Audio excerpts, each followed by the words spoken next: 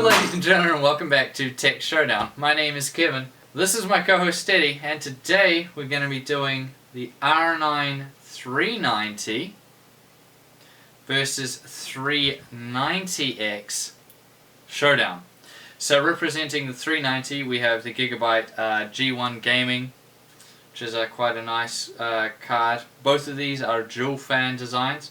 And representing the 390X, we have the MSI Gaming 8G. So let's dive right into it then with the differences between these two cards.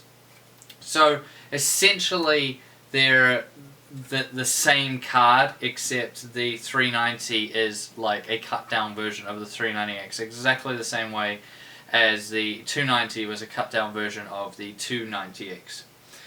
So in this regard, they both come with the same TSMC 28nm Grenada GPU, which is essentially the same as the Hawaii GPU, except that the 290 is coming with 2560 shader units, whereas on the other hand, the 390X is coming with 2816.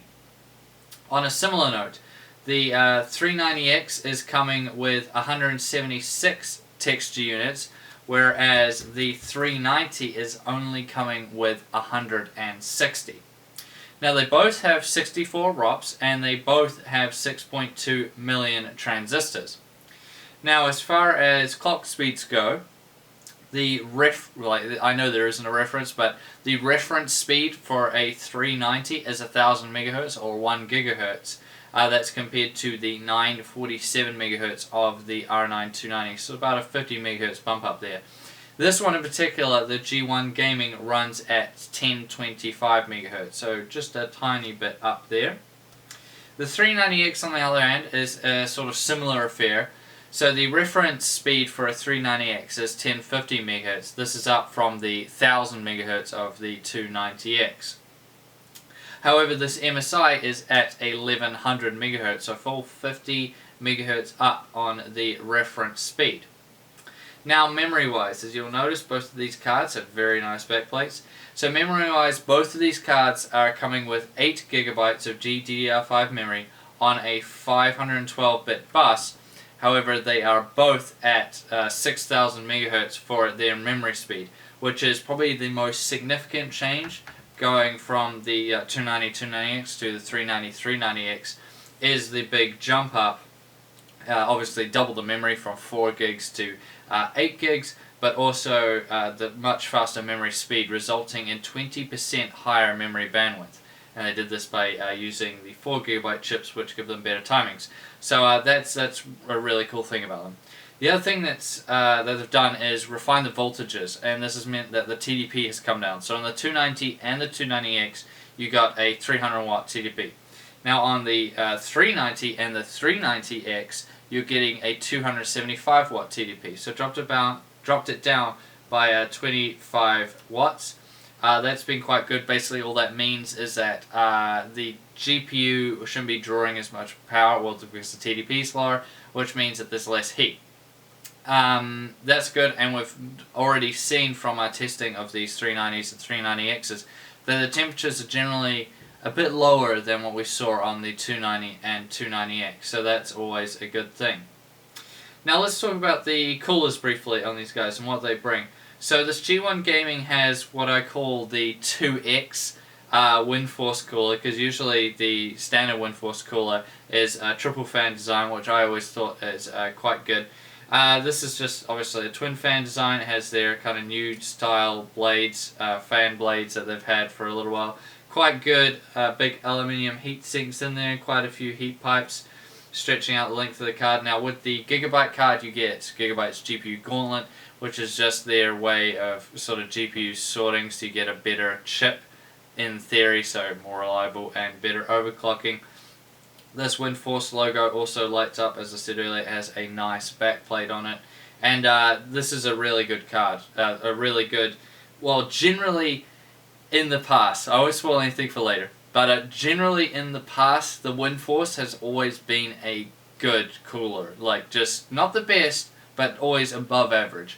And so I did have very high expectations for this guy. Now let's move on to the MSI Gaming 8G. Now this thing is an absolute beast. As you can see, it's very, very thick. The sizes on both of these are quite large. These are both, well, the Gigabyte card is quite a bit smaller.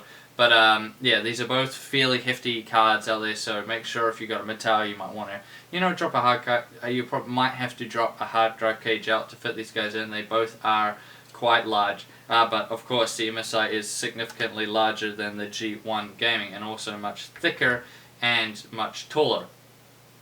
But this also has some cool features that are military class components, very big aluminium heat sinks, also MSI's new blade design. And they reckon this is an absolute beast of a cooler. I think the MSI on the other hand, generally in the past with the AMD cards, they've done just okay. I haven't really been that blown away by any of them, but they do generally pretty good. And this MSI logo here also lights up, and it has a nice dragon on the back. But yeah, generally the MSI cards do just decently. Anyways, that's enough talking about these cards. Let's see what they actually do. Let's see what the performance difference is between the G1 Gaming 390 and the Gaming 8G 390X.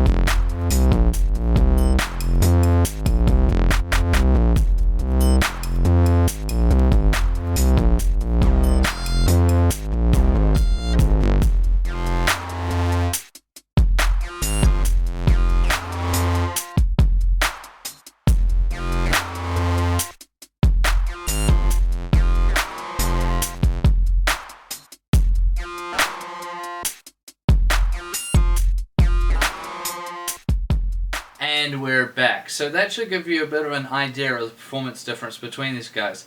So basically what we're seeing is kind of to be expected. The 390X, probably on average, between all the resolutions, you're seeing it probably averages out to be about 5 or 6 frames a second better on the 390X. So not a huge jump up, just a little bump up, given that this is a fully fledged card, whereas the 390 on the other hand is like a cut down version. In some games it pulled away quite a bit more, and in others it was quite a bit closer, but yeah, it is a win for the 390X nevertheless. Now let's talk about the temperatures on these guys. So both obviously have the same TDP, both are generally quite hot running chips. The 390 and 390X, these Grenada chips, just like the Hawaii ones, which they pretty much are exactly the same as, are very, very hot running cards. So for this I did the Unigine Valley benchmark on the Extreme HD preset, and I took the highest temperatures and also the highest fan speeds. So during the benchmark, the G1 Gaming 390 went up to 75 degrees Celsius at 64% fan speed, whereas the MSI Gaming 8G 390X went up to 75 degrees Celsius at 63% fan speed. So very, very close there between these two cards, even though they're using completely different coolers. It's quite surprising that it was that close, the same degrees and almost the same fan speeds. Now, just because it was that close, out of curiosity, I ran the Unigine Heaven DirectX 11 benchmark which was at 1080p, and I took the highest temperatures in that one as well. And this is where we saw a little bit of difference, because the benchmark's a bit longer than the Valley one. So the MSI only went to 74 degrees Celsius, so it actually dropped a little bit there, which was quite interesting, by 1 degree. And the G1 Gaming, on the other hand, went to 76 degrees. So you can see a little bit of a difference there, but for the most part, these cards were very close in terms of their coolers and cooling performance, and temperatures were very, very close. So it's kind of hard to call it one way or the other. Oh, temperatures aren't everything. What about the noise? This is what you're going to have to live with if you own one of these cards. And for this, it was an absolute clear winner by a country mile. It was so easy to decide which one of these wins in terms of noise. So as soon as I got the G1 Gaming in and started benchmarking it, I noticed how loud this card was. It was really quite shocking. And that was directly compared to this MSI Gaming 8G card, which I also didn't think was particularly quiet either. This thing's quite loud too. Now remember, I have done quite a testing on other cards, and so far through the 300 series, the 390s and 390Xs, I've been most impressed by the Sapphire cards in terms of their noise. But this was just way over the top, so yeah, the G1 Gaming is quite a loud card. But as always, I'll let you judge for yourself. So this was during the Unigine Valley benchmark, and up first is the let's do the quieter card first. It's the MSI Gaming 8G 390X.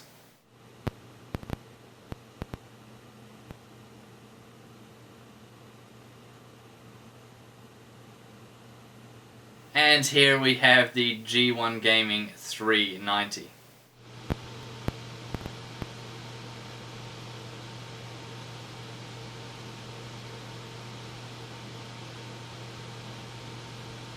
So you can easily tell from that the 390, the G1 Gaming, is just way louder. But I mean, even in saying that, the MSI Gaming 8G wasn't, was only about average. It wasn't good in terms of noise.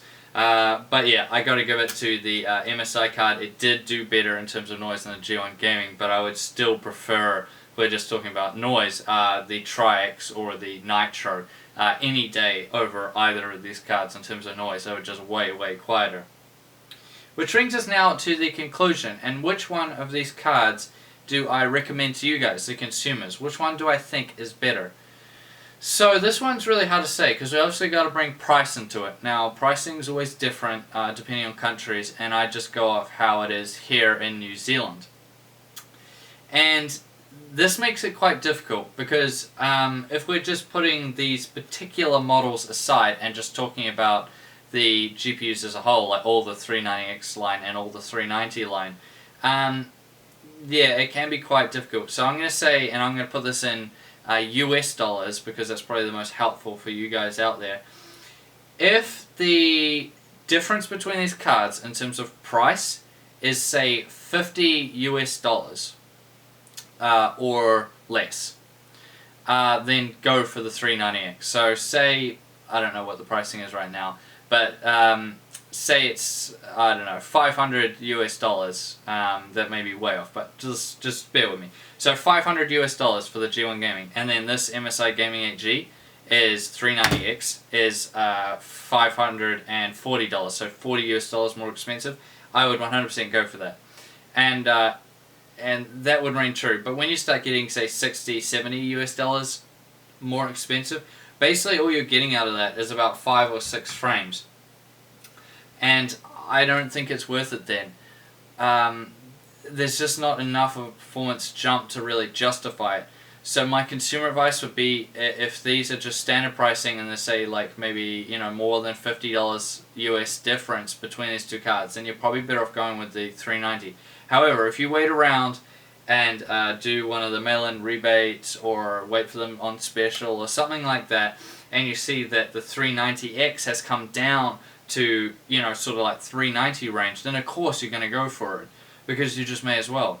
And if it's, as I said, like 50, if it brings it down to like $50 or less within range of the 390s, then definitely go for the 390X, because then it would be worth it. But this one's quite hard to call, and it's very difficult for me to tell, and it's kind of up to the individual and how much you value getting those extra frames over, you know, how much extra you're willing to pay. So that's how I'm going to leave it for this one, and that's probably the best way I can personally recommend it to you guys. So it's just going to be up to you, the consumer, to decide, you know, if it's worth it or not. Now, I thank you all for watching this video. Please subscribe to Tech Showdown if you haven't already, and like the video. And as always, I'll see you guys next time.